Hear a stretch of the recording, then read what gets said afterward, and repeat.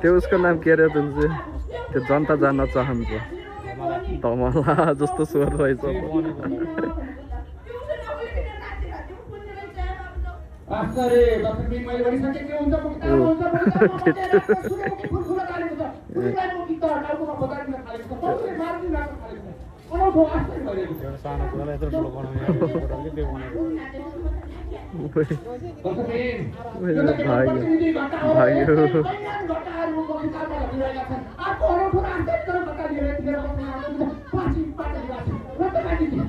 खरायो जस्तो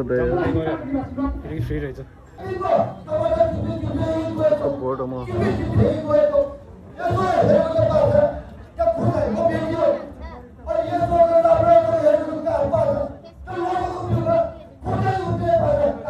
अर्को आस्ताले यतिखेर प्लास्टिक बाटनमा लौकाको बिउमा खुर्सानी उम्रियो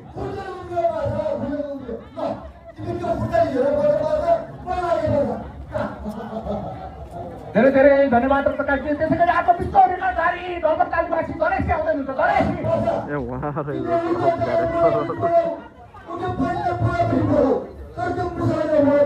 अवश्य विश्व रेकर्डधारी दलपतकाल निवासी गणेशजी आउँदै हुनुहुन्छ गणेशजी गणेशजी गणेशजी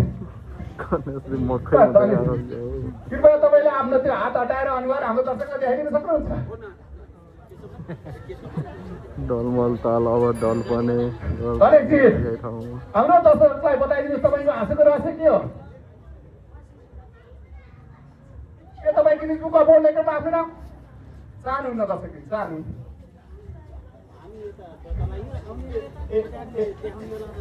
एक वान एनी वान एक वान वान टू टू होइन दर्शक टू होइन वान ए दर्शक तपाईँलाई लाग्यो होला धनेशजी किन यसरी हाँसिरहनु भएको छ भनेर उहाँ विगत 4 दिनदेखि यसरी हाँसिरहनु भएको छ धनेशजी 4 दिन अगाडि उहाँ घलमतालमा माछा मारेर लानुभएको थियो माछा मार्दै गर्दा एउटा मान्छे ग्रुपको उठेर उहाँको गोठमा चुम्बन गर्यो त्यसपछि उहाँले ट्याप्प माछा टिप्नुभयो गोजीमा हाल्नुभयो त्यसपछि हाँस्नु भएको यसरी हाँसिरहनु भएको हो होइन यो जानकारी उहाँकी श्रीमतीले हामीलाई दिनुभएको तपाईँले त एउटा माछा कुरा गर्नु भएको छ होइन ए भनेपछि तपाईँलाई 1 अरबको चिन्ता गर्नु 1 अरबको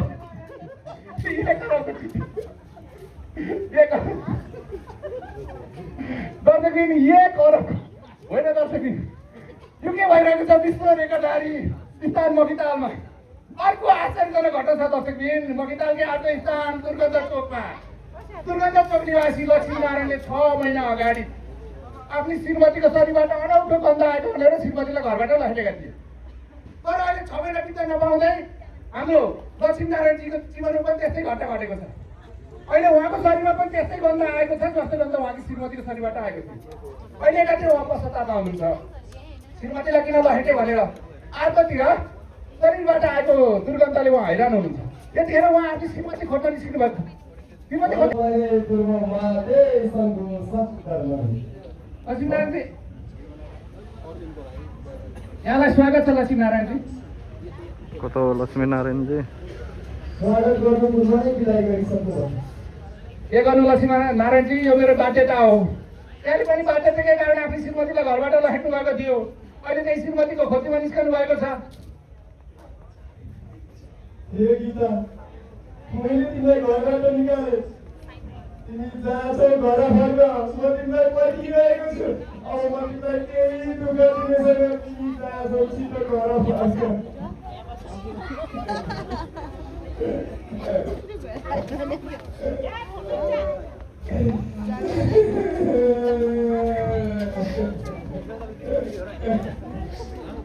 दुर्गन्ध चोक रहेछ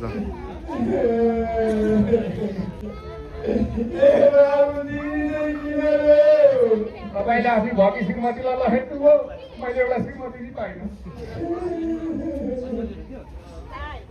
लक्ष्मीजी अन्तिममा के भन्न चाहनुहुन्छ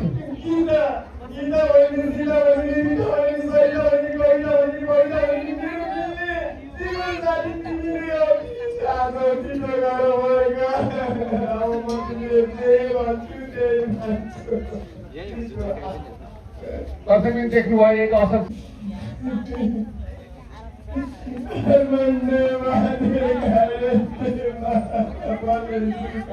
एक असल सिमारको यात्रा एक असल सिमारको यात्रा सीताजी तपाईँ जहाँ हुनुहुन्छ छिट्टै फर्कनुहोस् सीताजी लक्ष्मीजीले तपाईँलाई भयो फुट फुट फुट दर्शकबिन आश्चर्य बडो दुःखद खबर प्राप्त भएको छ दर्शकबिन बडो दुःखद खबर भर्खर हाम्रा संवाददाताले दिएको खबर अनुसार विश्व रेकर्डधारी मगितालमा यतिखेर महाप्रलय छाएको छ महाप्रलय यो के भइरहेको छ दर्शकबिन विश्व रेकर्डधारी स्थानमा यो के भइरहेको छ हाम्रा संवाददाताले दिएको जानकारी अनुसार केही समय अगाडि यही स्थानबाट हाँस्दै निस्केका धनेश हाँस्दा हाँस्दै ढलेको र सोही स्थानमा उनको मृत्यु भएको खबर भर्खर हाम्रा संवाददाताले दिएको छ यो के भइरहेको छ गणेशको मृत्युपछि यतिखेर मगिताल पुरै शोकमा सन्तासमा डुबेको छ दर्शकबिन सन्तासमा दर्शकबिन गणेशको असामयिक निधनप्रति हाम्रो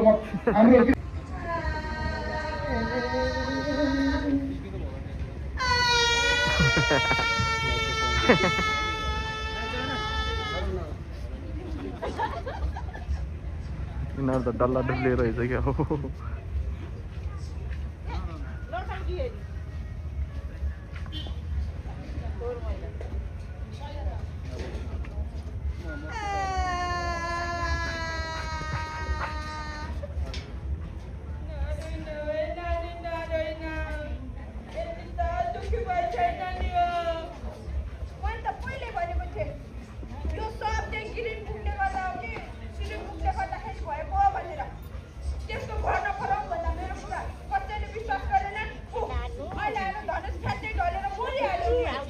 भनेको थियो अरे कहिले भन्यो तिमीले बोल त कहिले भन्यो तिमीले मैले भन्नु पहिला तिमीले भनेको रे मैले भन्न पहिले त्यो किताबमा नाम लेखाउने यही लक्ष्मीनारायण हो ए गीता मैले कहिले भने मैले भन्दा पहिले रत्नगाजी लेखाएको होइन मैले भन्नु पहिला यही लेखाएको होइन मैले होइन मैले भन्न पहिले लक्ष्मीनारायणले नै लेखाएको ए भगवान् मैले कहिले लेखाए सबभन्दा पहिला नाम मेरा दोनले लेखाएका हुन्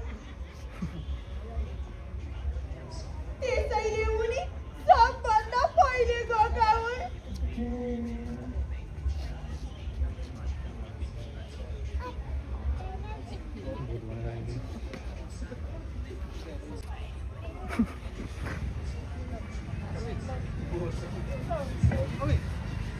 अरे क्या रो मलाई टुलटुले रोइस तो मेरो सिसाडलाई बचा मेरो सिसाड बर्बाद हुन लाग्छ ओ पासा के भयो तिम्रो सिधा घरलाई तिम्रो त्यो किरिट पुगको फिटा पिकेको भुल होइन पासा बर्बाद हुन लाग्छ क्या नो होइन है बाबु यति त दुखी भइ छैन नि हो तिम्रो सिसा घाटमा फेरि के अचम्मै भयो पछि मेरो बङ्गुर फुस्केर तिम्रोतिर मारुनी नाच्नु त गएको छैन ए तिमीलाई भने तिम्रै बङ्गुरको वीर भइछ हाम्रो अर्कै वीर भइछ जीवराजीसँग त हाम्रो सिसाबाट 8-10 रुखहरू बसिरहेको थिए होइन कि एउटा रुख पनि छैन बा कि हाम्रा जिल्लाका रुख तिम्रा बङ्गुरसँग मारुनी नाच्न त गर्न लग्नसिन मलाई त्यता देख्यो भने पठाइदिएको होइन है बाबु यति त दुखी भइ छैन नि हो हाम्रोतिर रुख छ के हावा नि 1 घन्टा बिराएर नाच्छ अब त्यो भएको एउटा फुल सूर्यमुखी हो कि के मुखी फुल त राति राति नाच्छ भने अब त्यो राति नाच्ने फुल जिम्मा दिएर तिमीले क्याल्नु पासा मुसा लाने भएको पठाइदिन्छु त्यो मुसा रातभरि दिनभरि नाच्छ नरेसम नाच्छ पठाइदिनु पासा हे पासा त्यो मुसलमान मैले क्या घुसाउँछु अनि एउटा अनि रुख्यो अब रुख त भयो पनि दिन्छ तिमीलाई लौरा लक्ष्मीनारायण तिमीले केही उपाय निकालेन ए गीता तिमी कहाँ छे ए भगवान् मेरो सिसाहरूलाई कसले बचाउँछ म बचाउँछु तिम्रो सिसा घाटलाई ए भगवान् केवललाई यो चिज सेउत तिमी बताउँछ ल भने त क्यारी बताउँछ आऊ तिमी र म हात समाएर ढल्मतरमा हम पाडौँ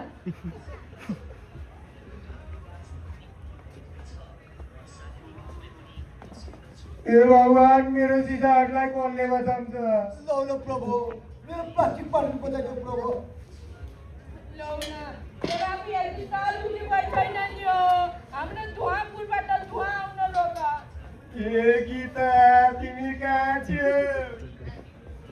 मेरो शिरमालाई ढल्मतरको माछाले चुम्बन गर्यो। मलाई कसले चुम्बन गर्ने हो? मेरो मतलब कुन माछाले चुम्बन गर्ने हो? हे भगवान, हामीलाई बचाऊ।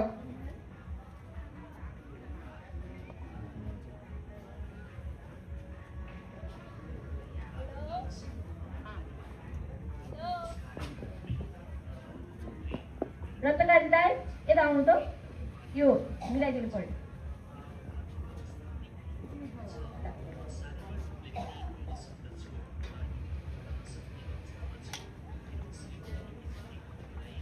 मकितालाई बचाउने उपाय उता होइन यता छ। ल हेर्नुहोस्, उहाँलाई मैले ल्याएको। उहाँको नाम चक्रवती हो। गर्भवती होइन आमा, चक्रवती।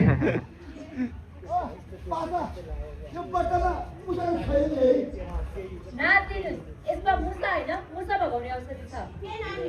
कहाँ हो? त्यो पनि छ आमा। हो लक्ष्मीजी, यहाँ गीता, पुराण, बाइबल, बुद्ध सबै यही हुनुहुन्छ।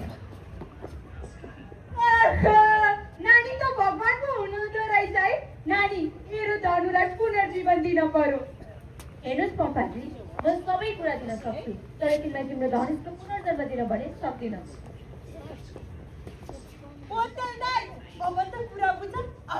मेरो हात समाएर ढलबत्तामा फाल फालौँ।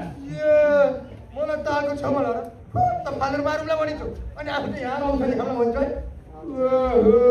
म मैले तिमीलाई खानु जस्तो लाग्छ यहाँ खबर लाग्छु। ए बोतल दाइ, तपाईँ मर्नु भयो भने कसरी बदला लिनुहुन्छ? हेर्नुहोस् त, अझै पनि तपाईँहरू मर्ने वा मार्ने कुरा नगर्नुहोस्, बरु यो ठेलामा हेर्नुहोस्। मैले यहाँ 3 थरी औषधि लिएर आएकी थिएँ। पम्पा, तिमी बोतलको हात छोडेर यो औषधि लिग। यो औषधि लियो भने तिमीले धनुषलाई जस्तो कोही पनि अकालमा मर्नु पर्दैन। यो औषधि मलाई दिनु पर्यो हजुर। म त मेरो गीतालाई नबेटी मर्ने भएको हजुर मिलाइदिन्छ।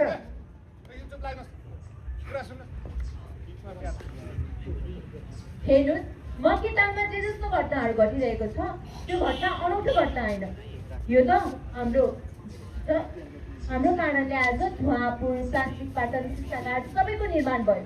कुनै समय सुन्दर स्वच्छ भनेर चिनिएको तालै तालको सहरा त मकिताङमा पर्न गएको छ। मलाई त यो कुरो पहिला लाग्थ्यो। अनि किन चुप लागेका थियो? मेरा धनु कहिले मर्छ भनेर बसेका थियो। हजुरहरू झगडा नै गरेर बस्नुहोस्, म लागे।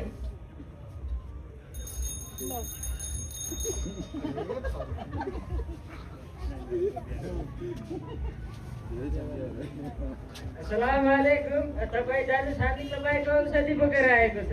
पम्फा, तिमी मेरो हात समाउ, हामी तपाईँको हात समाउँछ। के भन्छस्? तँ यहाँ पनि आइछस्? भगाइछ म। बोतल दाइ, यो के गर्नुभएको? चुपाएर बस्नुहोस्। अब तिमी त्यो पम्पाको होइन बाछा मेरो हातमा बाछा। अब यो प्लास्टिक पनि तिमी लैजाऊ, त्यो प्लास्टिक पाइप पनि तिमी लैजाऊ। अब मलाई केही पनि चाहिएको पैसा सबै तिमी लैजाऊ बाछा।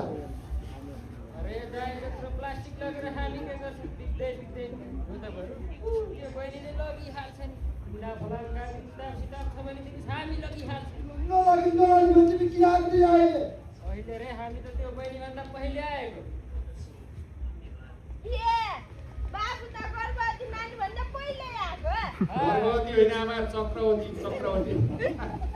हो, मिया दाइ हामीभन्दा पहिला आउनुभएको, तर उहाँ मात्रै पर्याप्त नभएर हामी पनि आएका हौँ। अब उहाँ र हामी मिलेर धुवापुरको धुवा, सिसाघाटको सिसा, प्लास्टिक पाटनको प्लास्टिक सबै सफा गर्नेछौँ। बहुत राम्रो कुरा गर्नुभएछ। बोतल दाइ, अब त कुरा बुझ। मेरो हात समाएर यी चक्रवती बहिनीका कुरा सुनौ। ल अहिले चाहिँ पम्पाले एकदम राम्रो कुरा गर्यो है। सबैले हाम्रो चक्रवतीको कुरा सुन्नुहोस् ल। गर्भवती होइन आमा। हेर्नुहोस्, अहिलेसम्म मकिताङमा जे जस्तो घटनाहरू घटिरहेको छ नि त्यो कुनै अनौठो घटना होइन। यो त हाम्रो घरमा, अफिसमा, पसलमा, सार्वजनिक स्थलमा निस्केका फोहोर मैलालाई बेलैमा व्यवस्थित गर्नुको परिणाम हो। यसले गर्दा हावा, पानी, माटो सबै दूषित भयो। हेर्नुहोस् त, यसले गर्दा त जलवायुमा पनि परिवर्तन आयो, तापक्रम पनि अनियन्त्रित भयो, समग्र पृथ्वीमा असन्तुलन कायम भई चारै तालको सहरा मकितालमा परिणत भएको छ।